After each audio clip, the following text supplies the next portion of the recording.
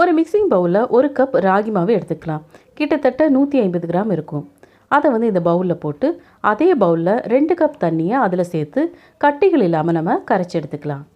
இதை விஸ்க வச்சோ கைகளால் பிசைஞ்சோ நல்லா கலந்து விட்டுக்கலாம். இது கூடவே 1/4 ஸ்பூன் கல்லுப்பை நம்ம சேர்த்துக்கலாம். இப்போ நம்ம ஸ்டவ்வை ஆன் பண்ணி கடாய் வச்சு அதே பவுலில் 1/2 கப் தண்ணி சேர்த்து நல்லா கொதித்ததுக்கப்புறம் நம்ம கரைச்சி வச்சதையும் அதில் நம்ம ஆட் பண்ணிக்கலாம். ஸ்டவ்வை மீடியம் ஃப்ளேம்லேயே வச்சு கடாயில் ஒட்டாத அளவுக்கு வர்ற அளவுக்கு நம்ம இடையில இதே போல் கரண்டியால் கிளறி விட்டுக்கலாம். 1/4 மணி நேரத்திலேயே அந்த ராகி களி கடாயில் ஒட்டாமல் ஒரு அல்வா மாதிரி நல்லா திரண்டு வரும். கையில் தண்ணியில் நினச்சி இதே போல் கொஞ்சமாக எடுத்து உருட்டி பார்த்தீங்கன்னா கையில் ஒட்டாமல் வரும். இது கரெக்டான பதத்தில் இருக்குது. இப்போ நம்மளோட ராகி களி சூப்பராக ரெடியாக இருக்குது.